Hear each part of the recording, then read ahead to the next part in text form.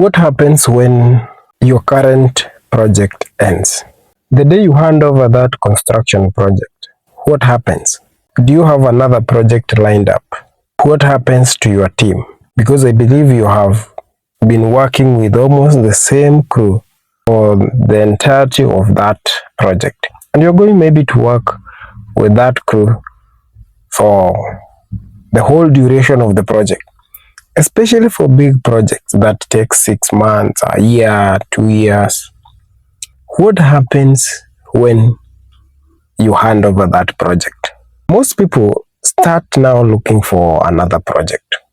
That is the time they start thinking about how they are going to get the next project. But the moment you get one project, you're supposed to know that this is the beginning of, this is going to be an interview for the next 100 projects.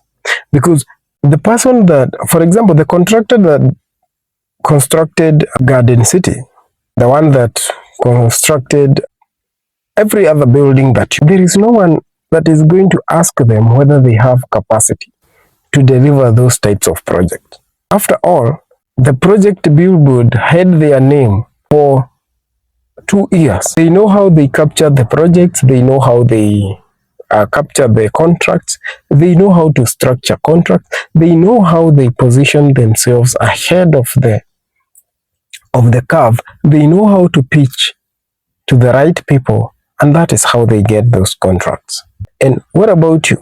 Remember, you don't want to be the person all the time doing this, that you are the one having to buy beer for someone to connect you with someone, so that someone can also connect you with another person so that you can get that new project. You are going to realize that that is not effective way of marketing. It is not an effective way of building a business. It is a very effective way of just getting projects that can keep you busy for the next couple of years. Then again, you get started again, another cycle of it's not a good thing. It's a cycle of anxiety, a cycle of weight, a cycle of things that are not moving the way you want them to move.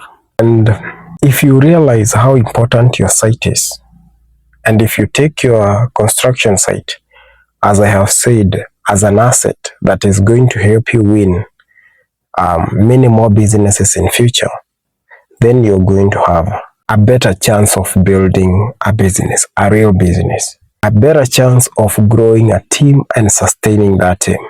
Because the moment you don't have a guarantee of the next project, you're going to realize that you tend to lose the very best people at the very end of when the project nears completion. You really get good guys to work with, because the guys that you are working with, they have already seen ahead. They are saying, oh, this project is almost done. If I get a new site, I'm going to go to that new site, because you don't have another project lined up. And that is how you cannot even build a team. That is how you cannot get a pipeline of one project, another project, 2 projects ongoing, running together, 3 projects running together, an opportunity to build your foreman into a construction site manager, and that manager runs his or her own site, and that continuous process. And your ability to structure your projects professionally, because a lot of people and a lot of contractors don't do professional projects, and that is a challenge. My question is, and I want you to ask yourself, when that project ends, is it going to be an asset for you in the future, or it is going to be just another example of the work that you're going to say, you see that building? I was the one that built it. Or it is going to be the project that wins you business for the next 10, 20 years.